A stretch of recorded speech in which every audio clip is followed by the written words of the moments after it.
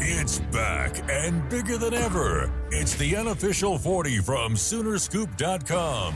Now, here's the entire Sooner Scoop crew. Carey, Josh, Eddie, and George. All right, welcome back. It is another edition of the Unofficial 40 podcast right here from Soonerscoop.com studios on historic Campus Corner, where we welcome in the gang. The gang is all here. Josh McCuistion, Eddie Radosevich, George Stoy. I am Carey Murdoch, and boy, last night Eddie and I, I don't know how you want to describe it, but that was, knowing that the Thunder was just up the road, putting it to San Antonio might have made it a little bit worse, but that was one awful basketball game last night. Carey, I think I don't know, in 10 years, 15 years maybe even all 38 years of my life, the first half was the most embarrassing OU basketball performance I can remember. They just got from everything. Dominated. I told you last night, from everything. Crowd, play, on court, in court, out court, in game, off game, everything. I thought it was the most miserable night I've ever spent at the Lloyd Noble Center. It made the play on the floor. I haven't covered a lot of basketball games recently, so this was a little bit of a shock to me. Even I told you last night too, even for Lloyd Noble standards, that was as bad as I've ever seen it. And I think coming off those two games, the two losses over the course of last week on the road, they really, it seems like it's setting in the apathy within the program. And the most damning thing to me is not that I don't think that the players didn't give a shit. No. I think that they were intimidated and a little bit dominated. Yeah. Oh, yeah. I would agree with that. I mean, there were points. The 9 for 31 in the first half is makes it seem better than it was. They were shooting 21% in the first half at one point. It's the least amount of video I've shot. In the second half, I didn't even really shoot much. I told you before the game started, if you don't want to go over and shoot this video, it's fine, because I don't know that anyone will ever see it. I'd expected them to play terribly, and they did. I didn't. I didn't. Let me ask you this. How much did they end up losing by? What was the final? 17. It's all because the Russian came in and went 4 for 4 from 3. Yeah, Kirill was awesome. That's the other thing. If the biggest takeaway out of a home conference game against Florida is that the guy that joined the team a month ago was the biggest storyline? Well, Xavier Brown was really good. When? Last night? Yeah. No. I didn't think Did we have 18? I mean, sure. No. It was an offense that just shot the ball. I mean, they didn't get shots said out. This last night. Well, yeah, the shot clock was running out on them. I mean, they were just dribbling, and unless somebody shot a three, there was no offense last night. There was no offense, at least in the first half. I will say, second half, they at least came back and played somewhat Points in the paint were 60 to 60 to 22. They got outscored by 38 in the paint. It's crazy. Just dominated. It was domination in every form of the word. I said this morning on radio, I kind of walked out of the Paycom Center a couple weeks ago thinking, I think OU and OSU, that was a fun game. It was somewhat back and forth. Maybe both these teams have something of a chance to get into the NCAA tournament. Nothing crazy, but be one of the 68. And both of them just got their ass kicked last night. I believe it is the worst loss by OU basketball at home since they lost by 23 to Kansas in 2021-2022 season. They got beat by 28 twice last year. Those were both on the road at Auburn and Alabama. They had a really bad performance 2 years ago to West Virginia. Last year, actually, correction. They lost to Tennessee last year at home by 18. Another game that they were just completely outmatched. Here's how bad it was. After watching that shit show last night, at halftime, I walked up to the concourse, and the very first thing behind the media seating is a beer stand. I really thought about getting a beer, just going back down and watching the second half. I've done that over at baseball before, when they've just been getting their ass whooped. Gone and had a beer down the right field line with some friends. I mean, I really would have liked a beer at that point. It was just awful. Well, the good news is I'm sure there weren't any lines to get a beer. No, there were not. It was free flowing. I think I thought you were saying the good news is they play Alabama on Saturday. Yeah, I've been sure. I guess Alabama played well last night on the road in Starkville. So are we just out on Porter? I would. Yes, ultimately yes. I thought the post game was troubling because it doesn't feel like Porter has any answers, and it almost feels like he is telling us that all is lost. Almost. I mean, I didn't get that. Goes on about he needs a bench. He needs guys to step up on the bench. And the whole time I'm like, well, you're responsible for developing guys to actually be. Here's the thing. I think Porter he's had trouble grasping the concept, not concepts, but just embracing NIL. And I think he's had problems just getting a team that's all new to gel and come together. This roster, I think the biggest red flag is I actually think this roster's pretty good. Yeah, this is the best roster he's had. And they're still having the same issues they've always had. Yeah, they just look like a mess. And there's no if it wasn't and he is terrible last night. I mean, he's just not he's good. Regressing. I don't think he's talented for how big he is. You can bleep this out. He's a. It is what it is. He's very soft. I mean, Porter said it after the game. He's soft. Yeah. He got thrown around by the big guy from Florida, he looked like a man amongst boys. The truth is, if it weren't for Jeremiah Fears, who is a top 5 NBA draft pick, they don't make the tournament last year. I think that's fair. I mean, the one year they made the tournament, he had a superstar at guard who was sensational down the stretch to get him into the tournament. Ruben Shinelu.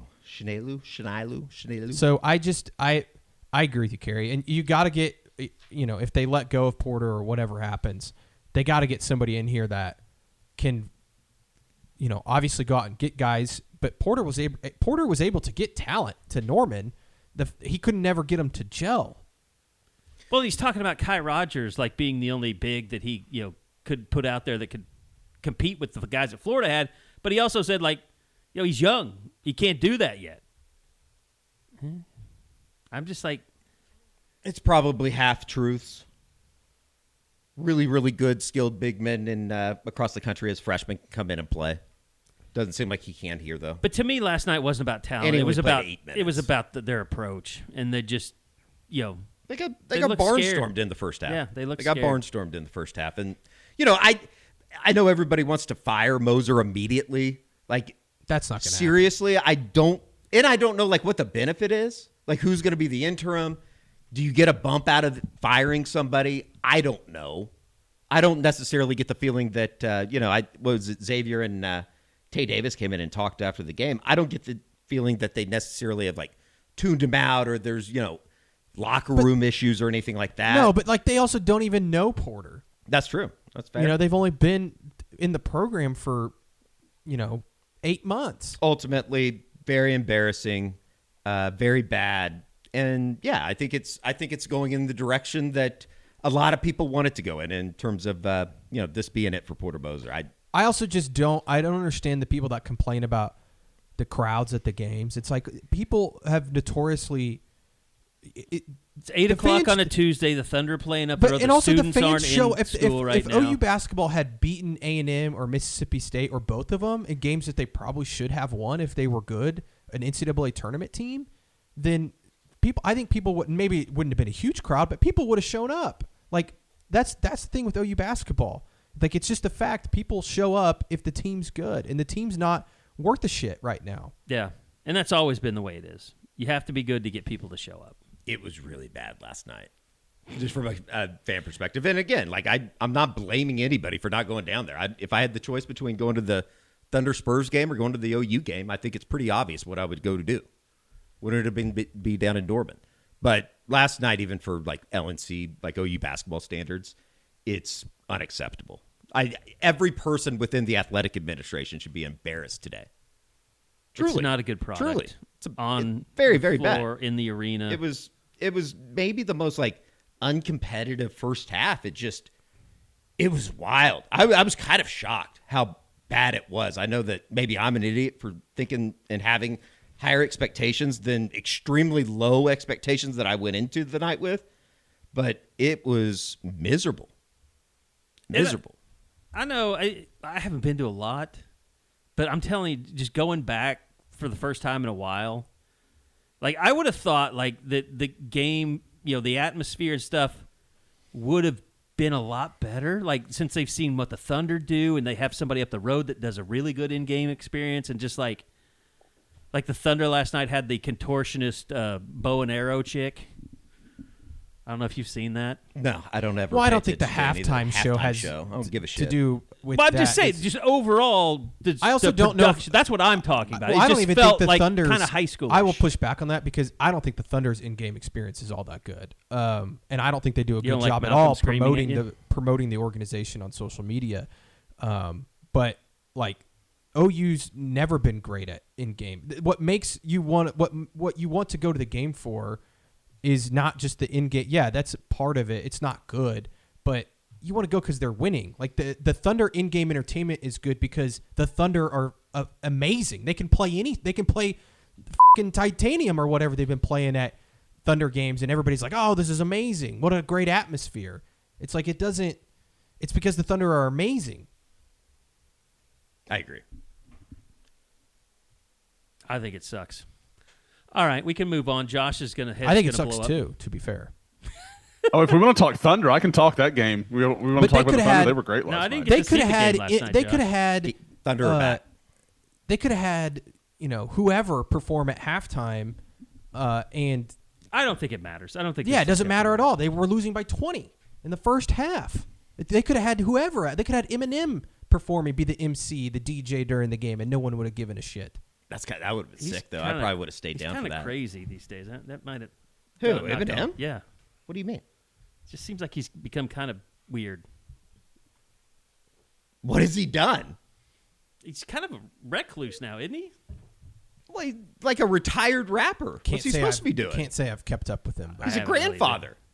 I know you're. You have big- no you're evidence. a big Eminem fan. You always have been. He pops up in weird places. Like I can say that for sure. Like he'll Like do that something. thing I'm like, with oh, Brent I didn't see that Musburger and coming. Kirk Herbstreit on TV that one time. Well, that was like 8 years ago. I know it was a long or time, something. but he was weird then.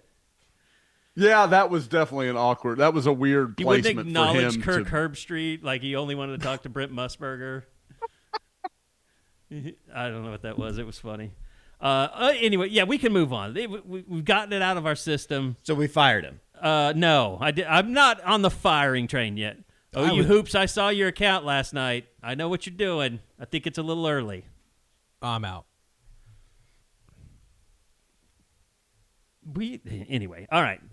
You know what we all need is just drugs. Maybe not the ones Cody Drug is selling, the ones that Josh gets. But it is a new year, and you've got some goals that you want to achieve, and Cody Drug can help you out with that. Whether you're looking to drop weight, boost energy, or just feel better heading into 2026, Cody Drug has you covered. They can offer you multiple custom compounded peptide-based weight loss options, including popular GLP-1 medications and performance-focused peptides that help you recover faster, burn fat, and stay sharp. Also, by the way, you can take the Huel with the GLP-1 is a nice little protein supplement. Cody Drug loves teaming up with Oklahoma med spas and longevity clinics to deliver high-quality peptides quickly, safely, and with top-tier service. So, as we get ready for OU to try and get back to the playoffs in this new year, we want you to visit CodyDrugRx.com and learn more to see how you can get started on improving your life in the new year. Cody Drug, personalized medicine built for champions. And go check them out on Instagram at CodyDrugRx, and Will will walk you through some of the great stuff they've got and maybe what he recommends you stay away from. So thanks to Cody Drug. Also, Eddie Radosevich is here, and I could have used better vision last night, to be honest with you, sitting up there that high in Lloyd Noble. I might argue that I didn't want any vision, but thanks to Enjoy Vision, Does I Enjoy had Vision perfect have a vision. make your vision worse Turn plan? it off for the night. Just turn it off for the next 2 hours. New Year, Sooners fans, and that means new opportunities to get into the playoffs, win championships, and thanks to Enjoy Vision, save $1,000 on LASIK and lens replacement. Contacts and readers varied last season. It's time to see every play, every highlight, and every win with crystal clear vision, unless it's basketball. A little asterisk there. Schedule your free LASIK or lens replacement consultation at enjoyvision.com. That is the letter NJOY vision.com, and start the new year with fresh perspective. Keep an extra $1,000 in your pocket while you're at it. You double it probably by betting against OU. Enjoy Vision. This is where Sooner Scoop LASIKs. All right, so we're in the middle of portal season. We've got the national championship coming up Monday night. And then, those guys will be in the portal for those two teams a little bit. I think they'll be a little bit long. They get 15 days or 30 days or something more. Don't ask me. I do not know. Some of them are in the portal. Indiana and Right. Miami have both had guys already enter. Right. But I do think there's some grace period after the championship game. But it's not as long. So, it could pop up here or there. But I know a lot of people look at the portal two different ways, which is, one, Oklahoma was ready when it opened. They went out and they did a lot of good things, signed a lot of good people. Other people are just looking at all these big names that are still left in the portal that everybody's bidding top dollar for, and they're saying, why isn't Oklahoma involved in that? Look, I don't know if we need to have a serious discussion about that or not. I don't think serious is the term, but I get it. Like, you see other people getting nice stuff, and you forgot about the stuff that you got already, but look, OU was never in this thing to go out and pay $3 million for an offensive tackle that was already in college. Or wide receiver. Or quarterback or whoever. I think OU's done a pretty good job of already filling the needs that they needed to. From here on out, no, there's definitely some positions, if we want to get into it, that I'm a little concerned about. Like, I think defensive tackle is an area that, you love what you got at the top in Stone and Jackson, but I don't know really what you got after that. Linebacker, same thing. You love Kip Lewis and Cole Sullivan. Don't know what there is after that. But overall, when you look at the projected depth chart for next year, or the starting 22 on offense and defense, I think it's a pretty good group. I think on offense they have definitely gotten better. Receiver, Defense, definitely. I mean, I think you forget about the receiver, and it's something worth reminding you about because they've got three guys now that I think if they went into the portal, they would all command near $1 million. And you're talking about Satania, Livingston, and Harris. Right. Yes, I think so. And now, tight end, you got a bunch of blockers. Do you have a guy that's going to improve you in the pass game? I think Hayden Hansen, I don't know. And I don't know. It doesn't matter. Yeah, I don't know if they're it's funny, we talked about how Arbuckle didn't really throw to the tight end at Washington State, and they didn't really throw to the tight end at Oklahoma. I don't really count Kanik because most of his catches came from him in the slot. Yeah. Like, it wasn't like he was more of a big slot receiver to me than an actual tight end. Which, by the way, I think it's what we said he should be before the season started, or after we saw him a little bit. I said it earlier today, but I think the tight end position is going to be so improved next year, and you may not see it in the stat sheet. Like, I put out the stat that Kanik had the most receptions and most yards by an OU tight end since Mark Andrews. I don't expect Hayden Hansen to maybe even be close to what Jaron Kanik did production-wise in terms of receiving next year, but I do think that he's going to upgrade that position that you won't even see. Like, you know what I mean? Like, in the stat sheet, like his blocking, I think, is going to be something that Oklahoma honestly just has not had in like a decade. Josh, what do you think about just pulling in two guys size that can block? They got a coach too, and a new coach that can help this run game get better. I don't think there's any question, guys. We talked about this. We would talk about this in game day rewinds and that kind of stuff. Like, the run game, I'm not saying the offensive line doesn't need to get better. It 100% does.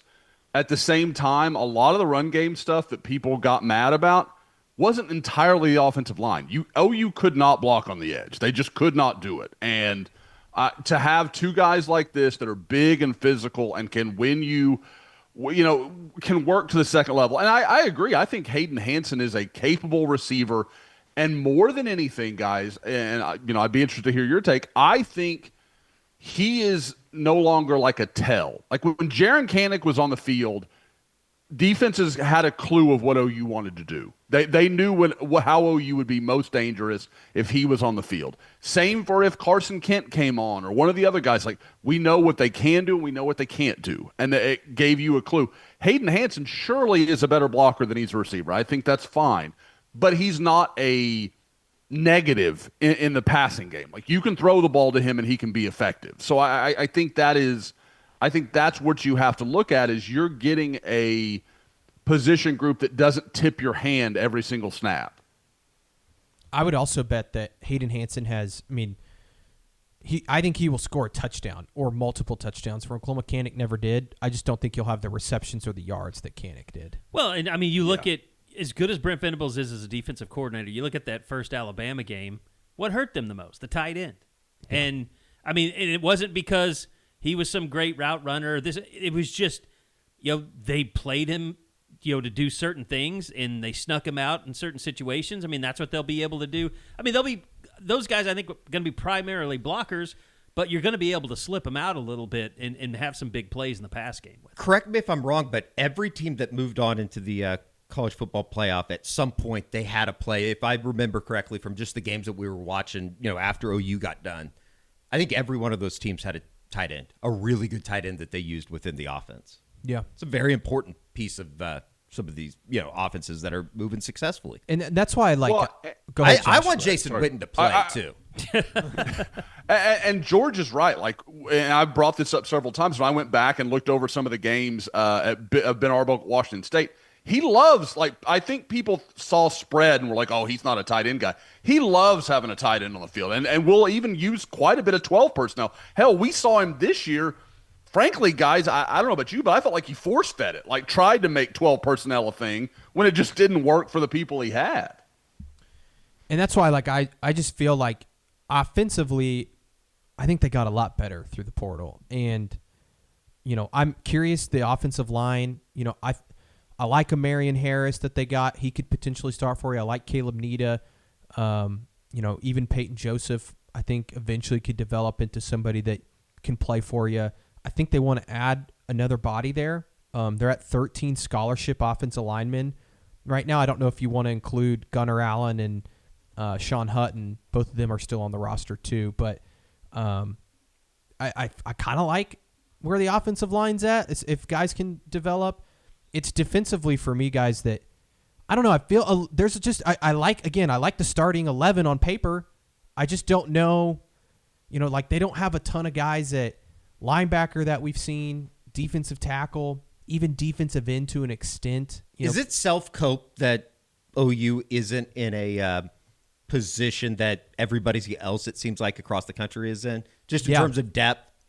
Yeah, everybody. Is that something that everybody is fighting? Definitely. And to be fair to Oklahoma, I think we would all say going into last season, I had concerns at linebacker, at corner, defensive end, and those three positions all ended up being some of the best on the team. They had guys that were young and developed, or young and stepped up and played, or a guy like Owen Heineke who came out of nowhere and all of a sudden was arguably your best linebacker.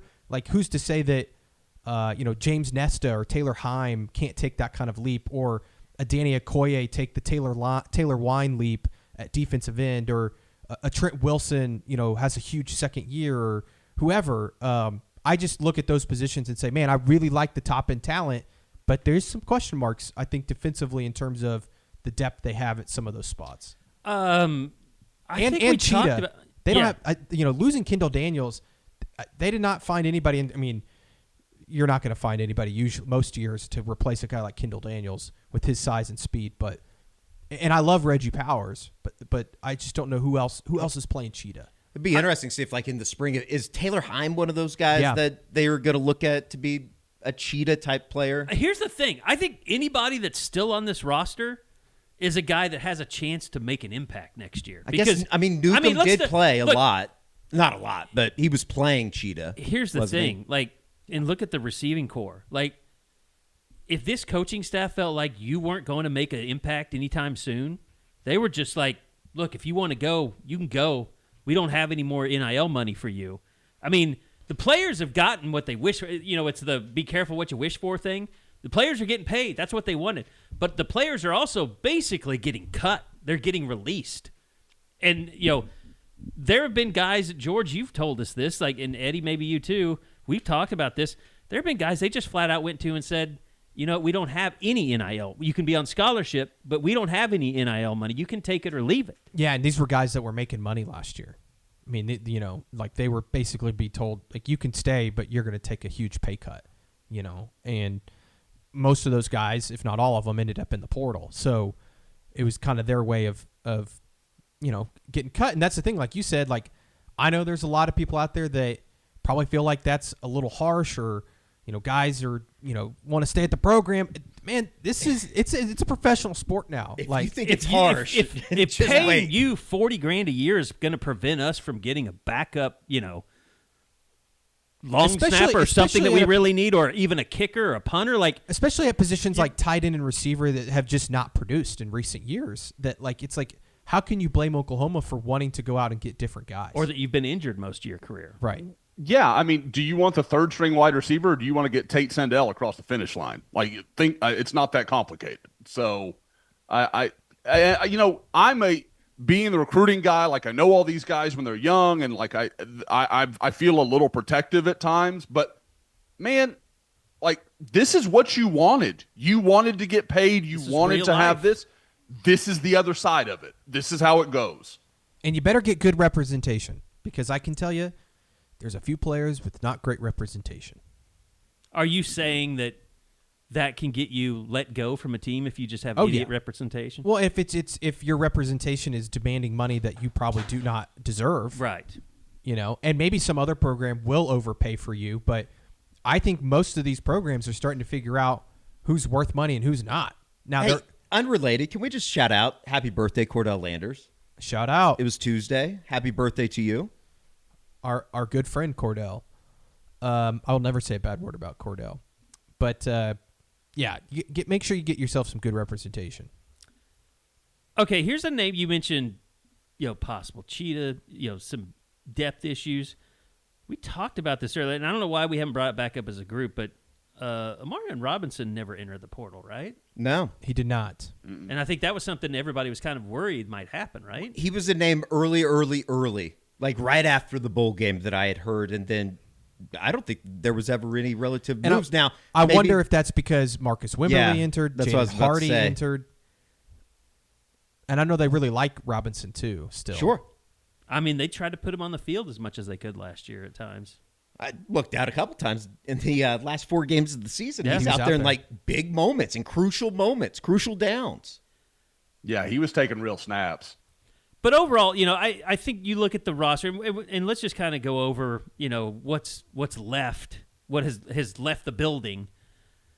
Outside, I think we all kind of have guys where like, I don't like seeing that guy leave. Like for me, it was Davon Jordan. I mean, I thought, I'd like to see that guy stay. I like the corner depth there that he provides. Samuel Masigo, I think, was that for some people, but I think we could also understand, like, if he wanted a lot of money, he probably wasn't worth it. And that's what you don't know sometimes is, like you said, with representation, like, how much are these kids asking for and how much are they, how much is the staff willing to pay? And I think Davon Jordan's was more about, he knew he wasn't going to start at Oklahoma, whereas he's going to go to Baylor and he's going to be the guy at corner. So I think that there's a lot of those guys that, they saw the writing on the wall. Oklahoma also told them the writing on the wall of like, hey, you can stick around. You may not make as much money here, and you probably won't get to play as much. And I think the other thing, guys, is that after everything they went through at receiver 2 years ago, I think they just made the decision, if guys have not been healthy for multiple years now, we don't want to invest in those guys. Same with offensive line. Look at Jacob Sexton, Look Jake at all Taylor. the offensive linemen that entered the portal. Every single one of them pretty much had injury issues. I would say Howland just had the labrum, right? I mean, he wasn't. Yeah, like but he was. chronic. Remember at the end of this last season, he wasn't available for the back A half. long time. They had nobody at tackle, so I think that they just kind of were like, we can't keep relying on guys that aren't going to be able to even practice. I mean, it killed their football team 2 years ago. Yeah, You can't let that happen. And George, go ahead, Joe. anybody. I had a question, and it's something I've heard various stuff on, but I heard a comment from Sark, and he was talking about any guy that, like, once they get in the portal, they're gone. You're like right. there's no coming back. Does OU have a policy? Like, I've heard different stuff, but I don't know anything definitive on that. Sark Do we know if that's a thing? But Sark took someone back this year that went into the portal. Yes. Absolutely. Well, I mean, and that's the deal with all those policies. You're willing to bend it for the right guy. Right. Yeah, no, I don't think OU has that policy. But I do think that there's like the majority of the guys that got in the portal. I'm not going to say we're told to get in the portal, but basically we're told like that's probably the best path for you. They let PJ back. They yeah, which we can get in. We can get into that. That was a whole ordeal, but no, I mean, just continuing on that, just finishing it out. I mean, like Caden Helms, perfect example, guy that can stay healthy. I mean, probably, he could have got more money somewhere else, so probably best for him today. Marcus Strong is the other guy that I think we all kind of agree. I think it would have been nice if Marcus Strong. I heard he got paid I'm not surprised. because I think Kentucky drove up the price. under $1 million, but not 4. And I don't think Oklahoma really wanted to lose Marcus Strong. But it's another example of like, you got to pay David Stone. You got to pay Jaden Jackson. Paying a third defensive tackle, a shitload of money. You got to pay is just, Taylor Wine. It's not feasible. Yeah, it's not feasible. Like it's luxury, or depth is a luxury in today's college football, landscape. Like, And on the other side, like, It's a fantasy. you got to give money to those receivers because we all know receivers been a problem. Yeah. So you've got to attract receivers, bring in receivers. It's just, I mean, it's the way it goes now. It's just people have to kind of readjust their thinking a little bit. Like Giovanni Gibson. Like, would have loved to seen him stay around. We always like dealing with him in the media, but I get it. He'd been hurt. He didn't have a lot of production even when he'd gotten healthy. You just didn't know if it was really ever going to happen with him.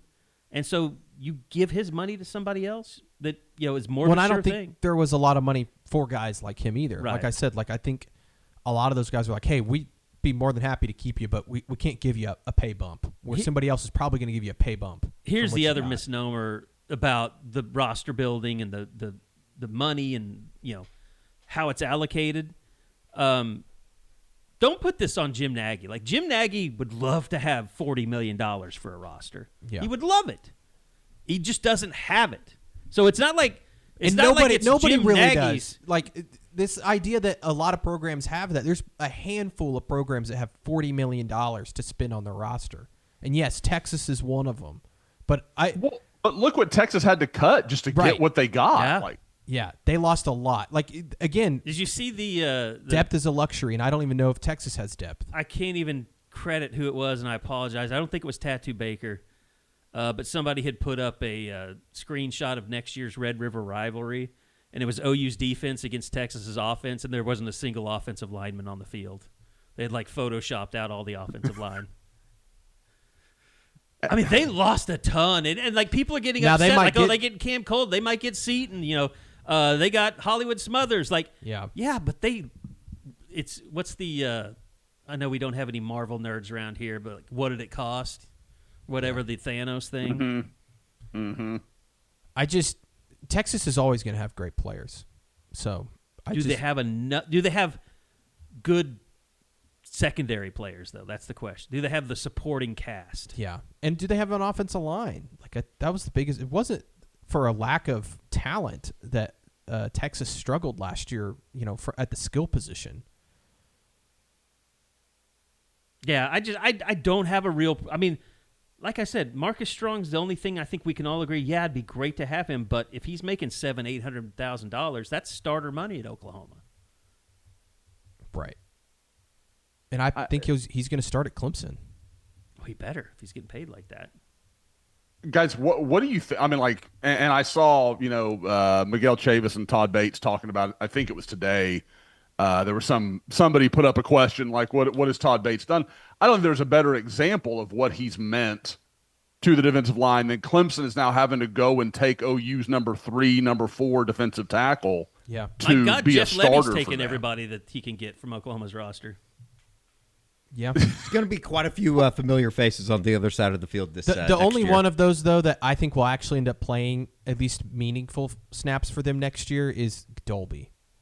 Like I can't imagine He Zion took Isaiah Reagan's. Autry-Dent. He took Zion Reagan's, and he took Dolby, right? Yeah, that's why I'm saying I don't expect to look up and Zion Reagan's is just killing people, or Isaiah Autry-Dent is their starting left tackle or something. I think Josh, maybe somebody brought this name up early, and we've been talking about. I know George, you guys on the Portal Report, the last one, you're talking about whether it was Trent Wilson, whoever needed to step up that was already on campus at defensive tackle. We've completely not us, but it's been a while since we've mentioned Afalava on the offensive line. Like, he's a guy that could really. He was be hurt all something, year. right? I think that's why we've kind of not talked about him. But Definitely would be help. a name that we talk about Yes. in a month when spring ball starts yeah, up. for sure. Because I think it is interesting to see where he is going to fit in. Obviously, I think the natural selection would be guard, right, Josh? Yeah, absolutely. Now, did he not take part in like December practice? Like, I thought he was.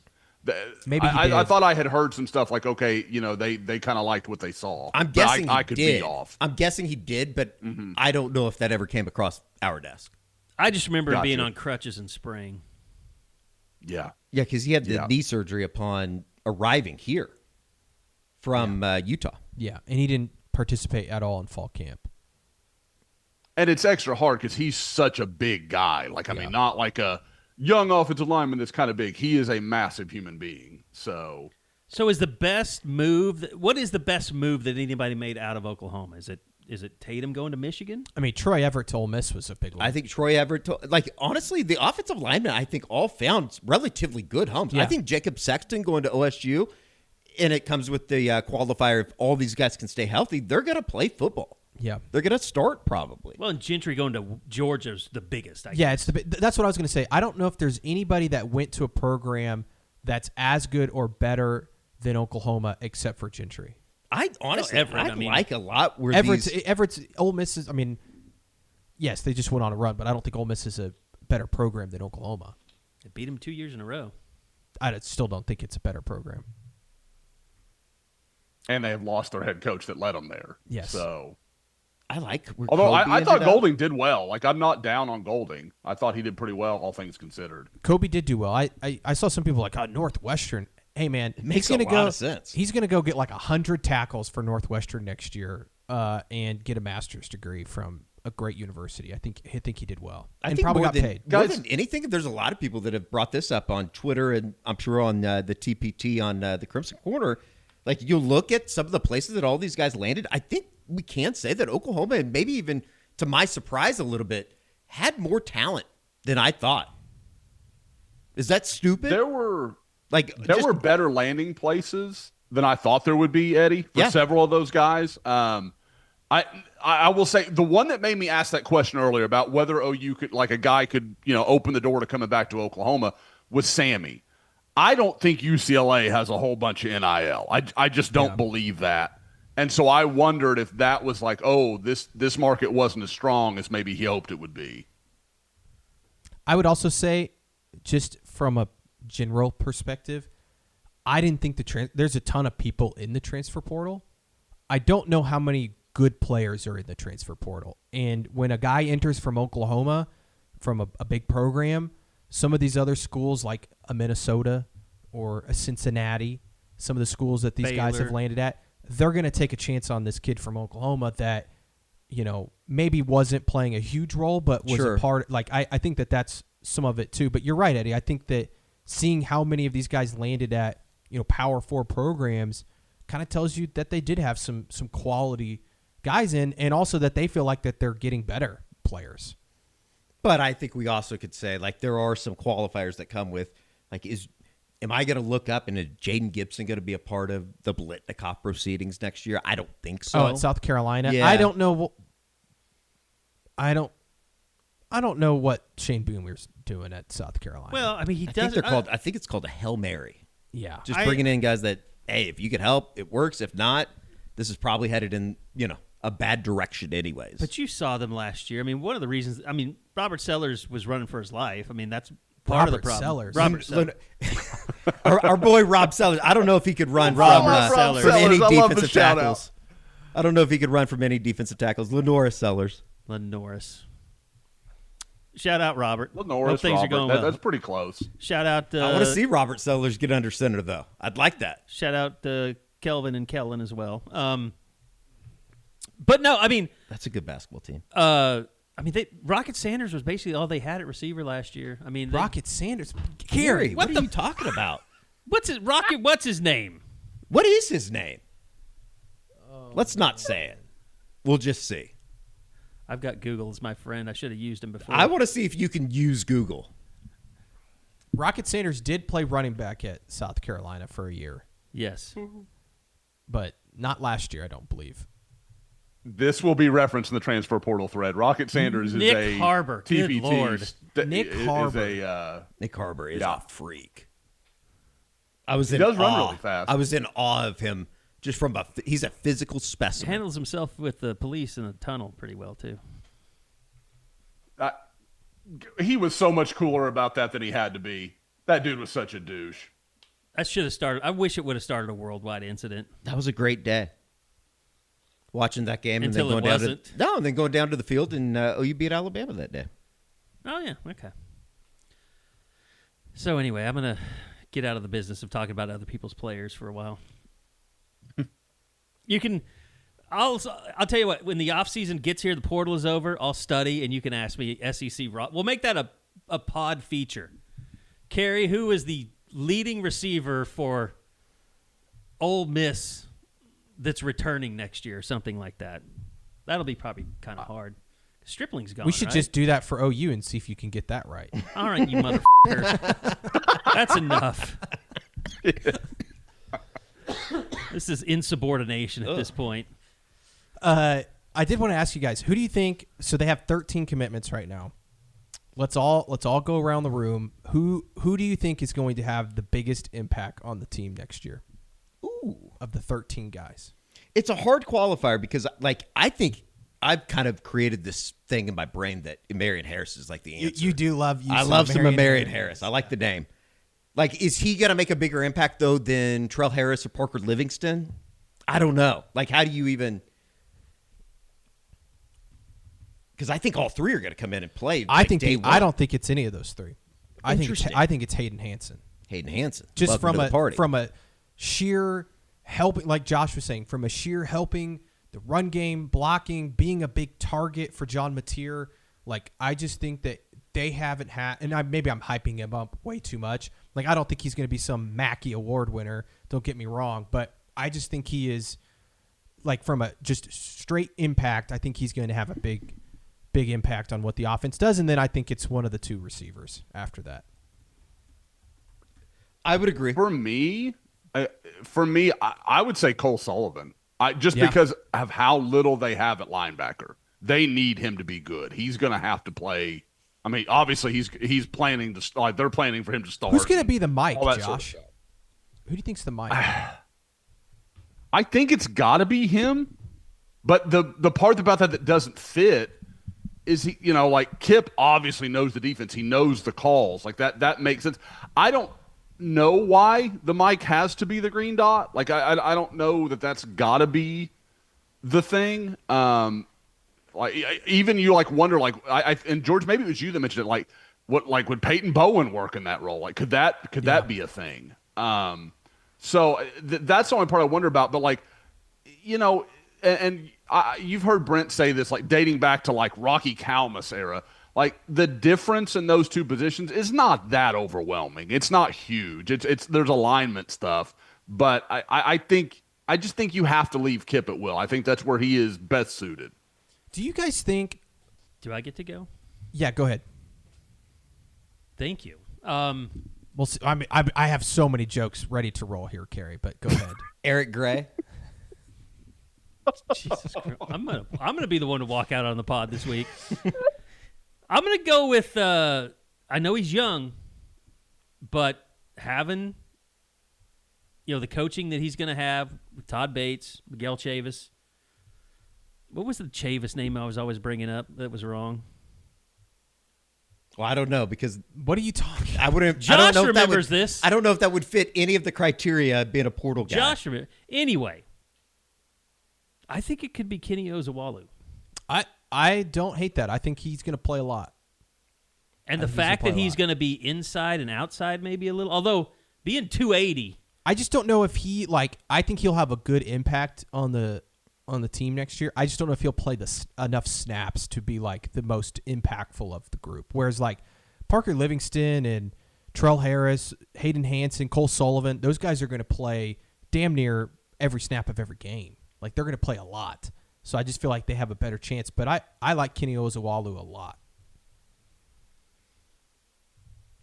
God, I finally said something on this podcast I didn't get shit on over. That's nice. I think he's the most like high upside guy they've landed. I mean, some of that is he's so young, but I love him on tape. I think he's really, really interesting.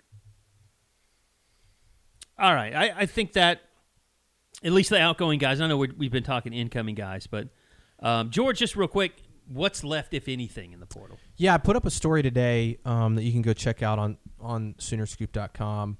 But I think that they still want to add several bodies. It's just about finding the right guys for the right price. And at this point, like, I don't think Oklahoma's just got a ton of money to play with. I think if it was for the right player, they'd come up with it. But, I think offensive line, they'd like to add another body. Tight end, same situation. I still don't know, what's going on with Cade McIntyre. If he's going to maybe potentially enter, he would have to by Friday if he were to. But that's something to keep an eye on. I think defensive line, again, if they can find somebody, either a defensive end or a defensive tackle, if it's the right person. Linebacker, same situation. You'd like to add another body there. We're still waiting to hear on the Owen Heineke stuff, which, I've been checking in with his folks quite often, and they haven't heard anything yet. So I think you just got to kind of plan that he's not going to be in the fold, at least for right now. And then I still think that in the secondary, both at safety and corner, they would like to add a body or two. Safety, you love what you got in Bowen and Boganowski, which I think are going to be your two starters. But after that, you got Omarion Robinson and Markel Ford, who's coming in as a true freshman. I just don't know if there's a ton of depth there. Reggie Powers can obviously play safety. And then corner, it's a really young room. So I think if they could find a veteran guy, that'd be ideal. So, again, I don't think they're going to, I just named like 6 positions. I don't think they're going to add a guy at all 6 of those positions. But if you told me 2 or 3 guys they snuck in here at the end as the portal closed, it wouldn't surprise me. All right. Josh, let me ask something recruiting-wise. I know you're getting ready to get out of here. But I'm curious, 2027 class, and I know it's up to, a lot of different factors, but could you see, a lot of these 2027 kids,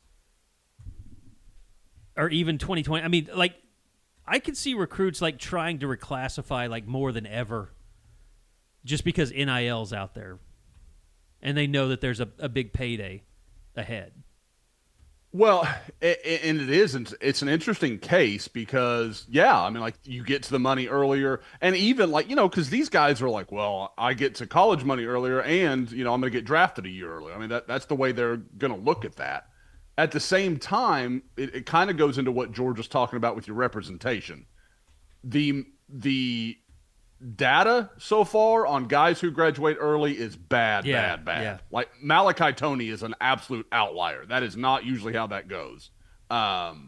So it's kind of a weighted scale, but you're going to see that. Carey, you remember it wasn't that long ago when guys graduating early and coming at semester was a wild, it was like 4 or 5 guys a class. And now OU's got 22 of their 24 coming in this week. I've been doing interviews all week with some of these guys. So it's crazy. But it will become more normal. But I just wonder how many guys kind of see the data and say, it's probably not worth the risk. Also, there's been an interesting discussion going on just about the high school quarterback, the 5-star, the number of busts that there are versus all these schools going out. Essentially OU did it with Jackson Arnold, and I don't think they paid him as much money as people thought initially in his first year, but even taking him out of the equation, a lot of these quarterbacks are getting $1 million to pick schools, and then they spend a year, and then they go somewhere else. So people are basically throwing away $1 million left and right on some of these quarterbacks. Like, do you see that changing at all? Or is this just like when, most schools chase guys like Cam Coleman and give him whatever he wants, that if they can just get a 5-star, they want to take him no matter what? To me, that's the really interesting storyline, is how much starts to pivot. Like, guys, we were talking about PJ, and I know we mentioned him earlier. Is Oklahoma, 2 years from now, do they get involved with another prospect like PJ, and do they really invest in him? Because we knew, guys, we talked about that on the show over and over again. He was going to need time to develop. It was not a guy that was going to come in and be a starter and be that guy from word go. That's just not the way that's going to work. So, for every Michael Fasusi, there's a dozen 5-star offensive linemen that aren't ready to go as freshmen. That's just not the way it usually works. So that's going to be really interesting to me to see if those numbers start to change, because Jim Nagy is dealing with the same guy, the same representation in some cases for a 5-star high school kid as he is the guy that's coming out of the portal the next year. And he can say, look, the deal here. We're going to pay your portal guy X because he started 20 games at the college level and he's done all this.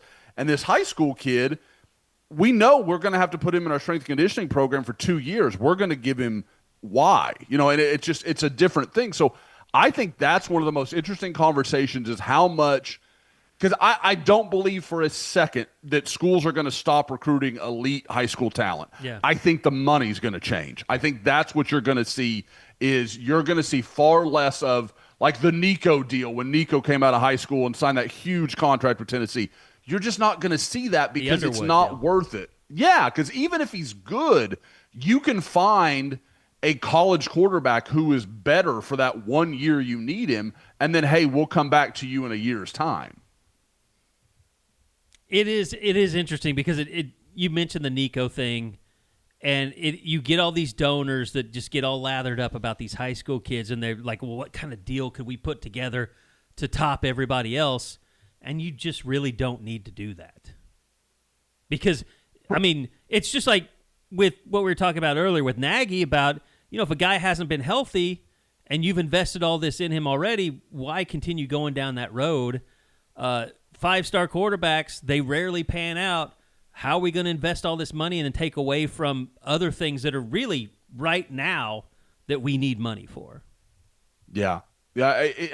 There's, to me, like I said, that's the numbers will change. I think the idea that people are they're going to build their roster from the portal. No, coaches don't people are using Indiana. I was going nuts watching the Navy game on Saturday, with obviously Oklahoma picking up the commitments of Taven Epps and Devin Robertson. And people are like, well, look at Indiana. Indiana got 3 commitments in that game from 2027 prospects. They know how to build a team, and people love to overlook that a good chunk of that Indiana team, they came from the portal, but they came from James Madison. They were coached by the same staff the whole damn time. It's portal, but it's the loosest sense of the word. Yeah, it's work, though. No, 100%. No, I'm just saying. Yeah. Schools still want to build over time. They want to develop you. They want you to grow up in their system, that kind of thing. Now, they'd be stupid, Dabo, to ignore the portal and not make use of the talent that's there. But that's not going to be, in my opinion, the way great programs are built. And I think how that's going to work out in the future is you're still going to see 20, 24, 25-man classes. They're just going to be making much less money, kind of like you see in the NFL where you have a rookie pay scale where it's going to be different for those guys than it is for the upperclassmen. It's amazing what would happen if you could just get to collective bargaining and solve all of this. Oh, don't tease me. All right, Josh, I know you got to go pick up the girls, so we'll let you get, but appreciate it. We'll talk to you again here soon. Recruiting report probably coming up again next week. All right. Sounds good, guys. See ya. And here's the other thing, too, in the portal that I think people have to realize is anyone that's hired a new coaching staff, they have an advantage over everybody because they get to just completely clean the slate and build an entire roster from scratch. Which means it looks like they're doing really well in the portal because they have more money to spend on guys that are in the portal. Doesn't necessarily mean that they're building the best roster in college football. They're just making a lot of splash in the portal. Yeah. I mean, look at Oklahoma State. I mean, I think Oklahoma State's done good in the portal, but they've got to fill their entire roster. Yeah. So they're What getting kind of a ton offensive of line guys. are they going to have? What Right. kind of secondary are they going to have? Right. I don't know. It's fascinating, all this roster building and stuff. I do think that Oklahoma's roster on paper looks pretty good next year. And that's the thing. It's like we have to let this play out. We have to see how this works. I mean, this is Jim Nagy's first full portal, season. Yep. They've made a lot of choices, and they've let a lot of people go that just didn't fit in with how they wanted to build their roster, or kept them from building the roster they wanted. And yeah, they've got some holes, but I think everybody in the country's got some holes on their roster, except for maybe Indiana and Miami. I mean, even then, I think they have holes. Yeah. I mean, Miami found a running back. They have a really good offensive line. They're I think a really good offensive line and defensive I line. think a really good offensive line protects a lot of things that are happening in the backfield. Yeah, we learned that a lot last year. The wrong way. 2 years ago, whatever. Yeah. All right. Anything else out there in the world that's caught your eyes, college football wise, OU wise? No, not really. I mean, I just find the entire that high tier, the top tier of whatever the NIL world is right now, to be quite frankly disgusting. I don't think that any of these guys are worth $5-6 million a year, if those numbers that are being reported are accurate.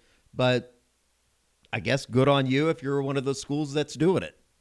It's a lot of fun. I'm going to be interested to see if there's any weight at all behind CSC, because No, there won't be.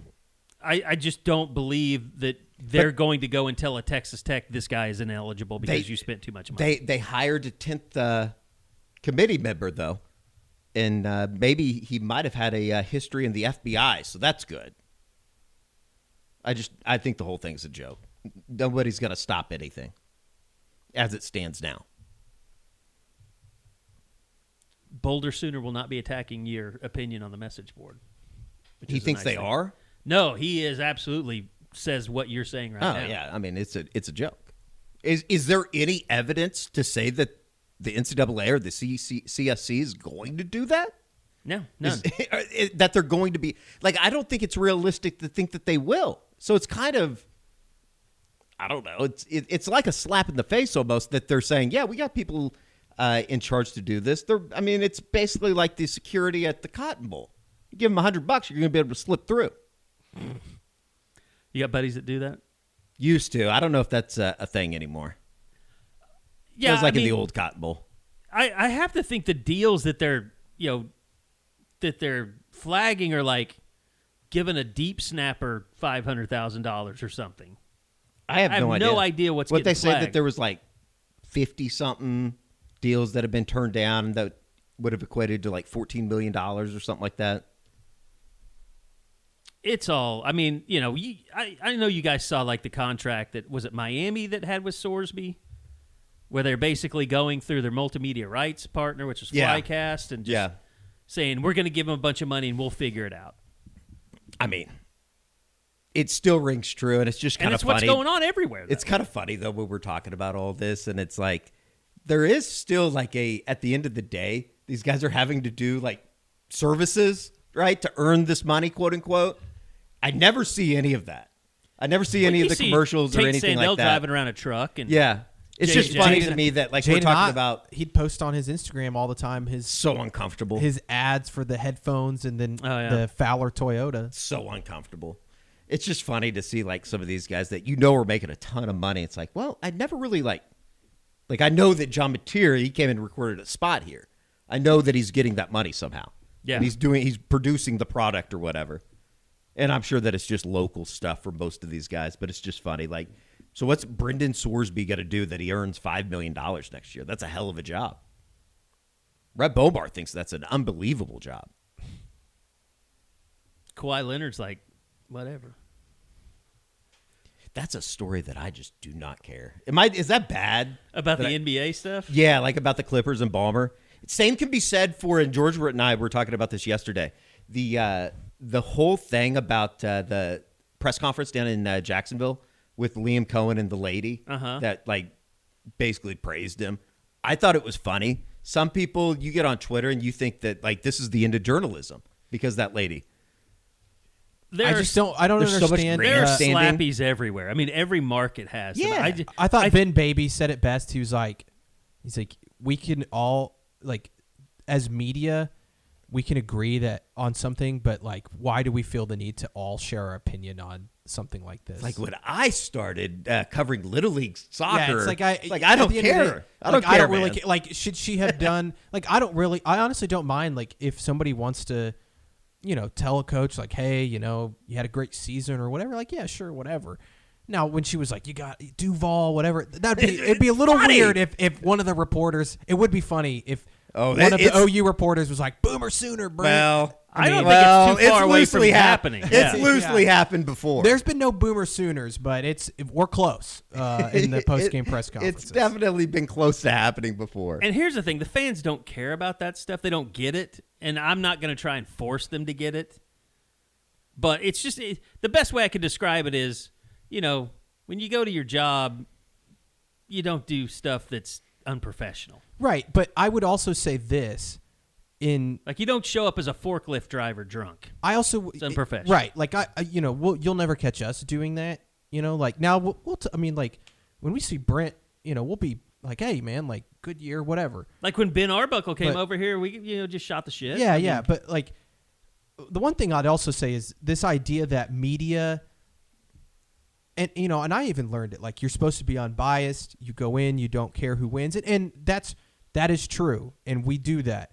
But at the same time, like it's okay to have emotions about what you're watching, right? Or like it's just like you're lying to yourself if you think that you really have no stake in or like don't care at all about what like you can't tell me that we weren't all sitting there like, man, it would be freaking awesome to go to the Rose Bowl, or that like actually it wouldn't have been knowing what we know now, but I think we really would have won. Like, no, you don't. You don't. Would have beat their ass.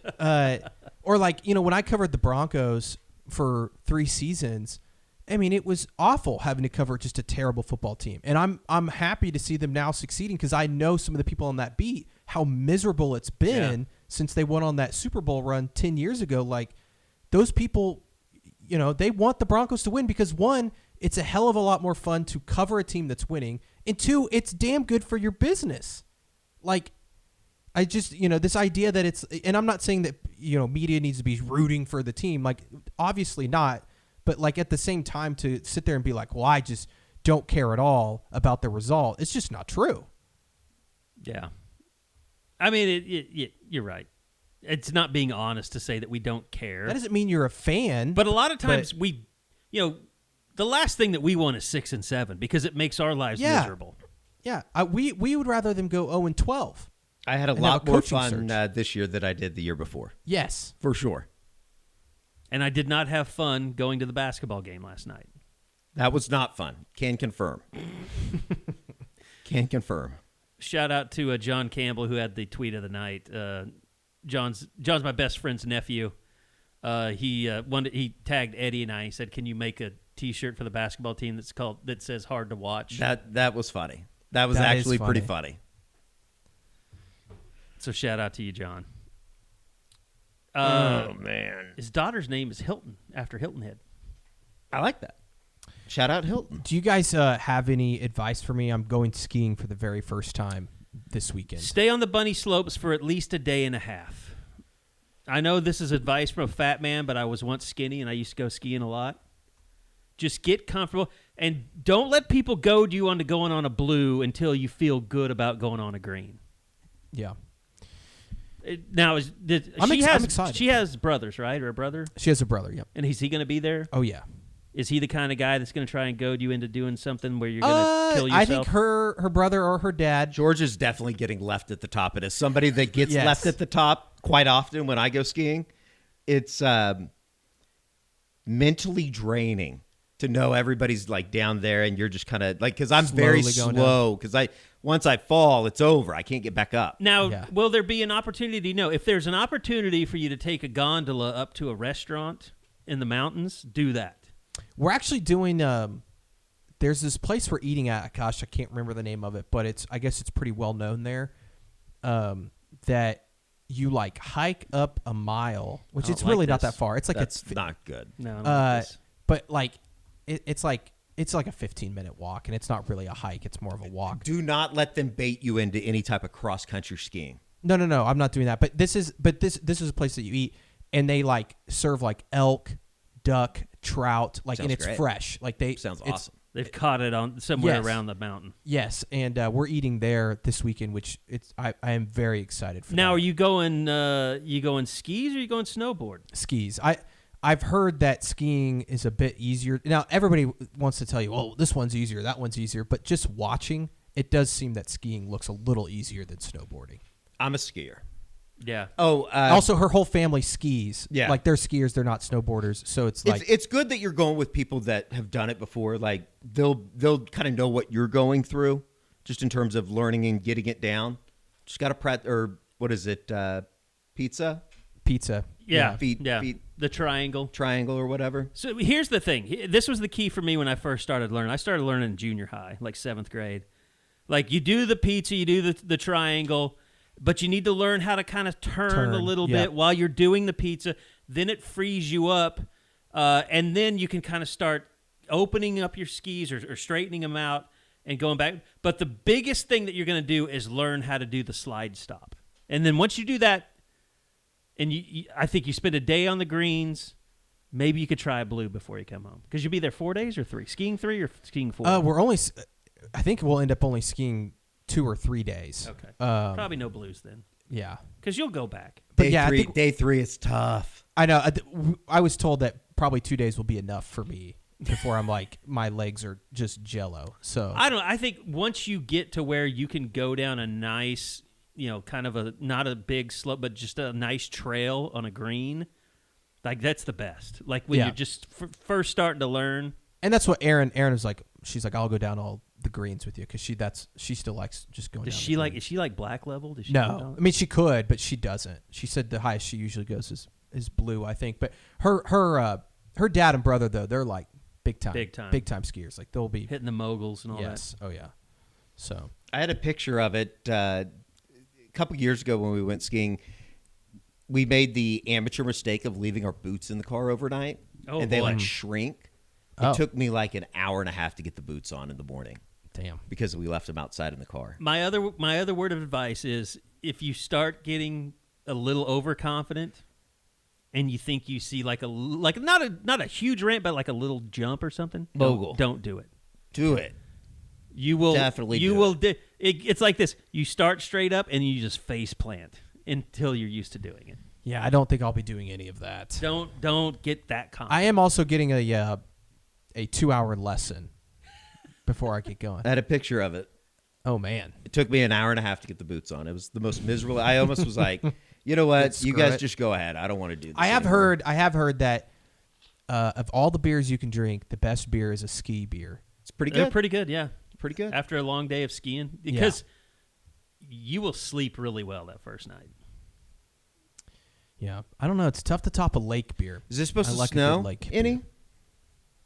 beer. It has snowed in the last couple days up there, but I have heard that the snow is not great. Because it's big time.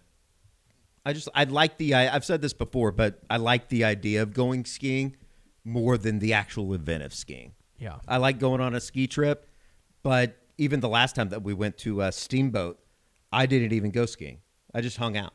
It was fun. That does sound fun. I need to learn though. Married into a very big ski family, so I got to learn, and I think we're going to be going up there quite often. What if you're so bad, Erin like sits you down after you guys get back, and she's like, "I think we have This to is not for you. divorce each other because you can't ski." God.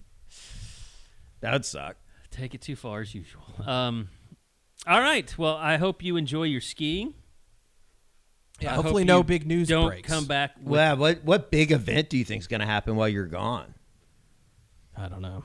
I think you are at a good time where There shouldn't be a whole Brent lot. takes the Pittsburgh Shout out Steelers job. Shout out Jim Nagy for getting all this portal stuff done for the most part. That would not be good.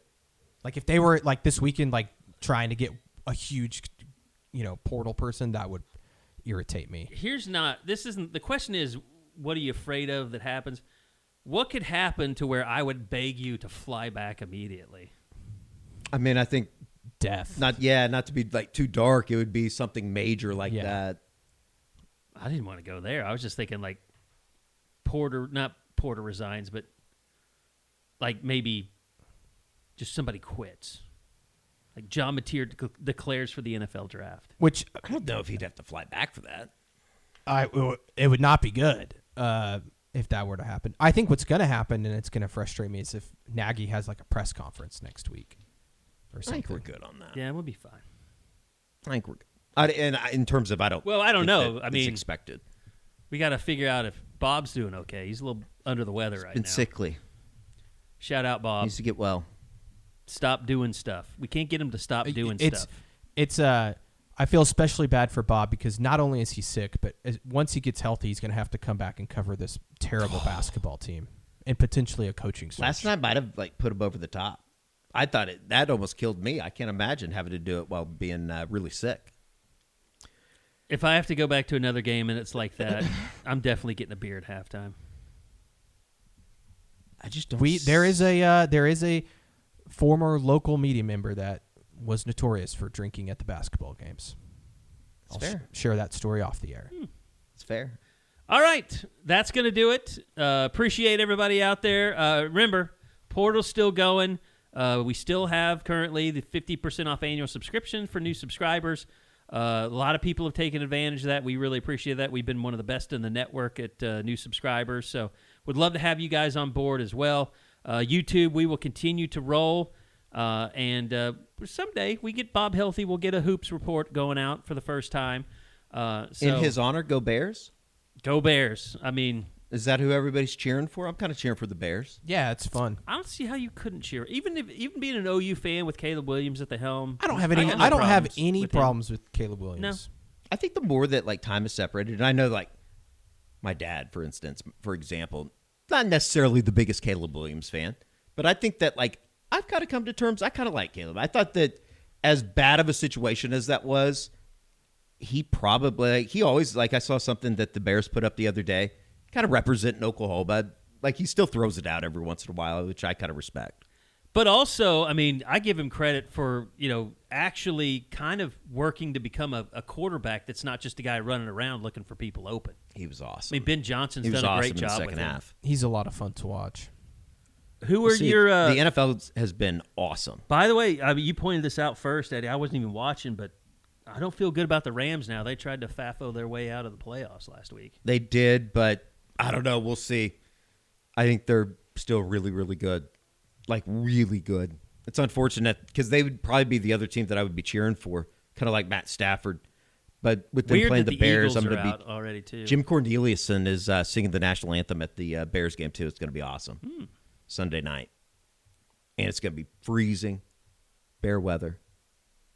Packers just weren't ready for it. I wish the NCAA would just next year just be like, screw it, we're playing Saturday semifinals. The ratings were fine, but they weren't what they should have been. They were down this year, I think. Yeah. Which was a little bit surprising. Maybe not. I don't know. I mean, Thursday night and Friday night, it's 6:30 starts. I mean, it was just weird. But nobody has work the next day. I mean, I guess some people do, but most people don't, with it being our own New Year's Day and New Year's Eve. Yeah. I agree with you. I don't think they should play the national championship on Monday. No, I don't either. But that is at least kind of become the schedule. People know national championship is on a Monday night. Yeah. Well, they need to, just completely redo the schedule, but that's neither here nor there. I know there was some stuff coming out from the coaches' convention over the weekend in Charlotte. All right. That's going to do it. We'll be back again next week for another edition of the Unofficial 40 podcast right here on Soonerscoop.com.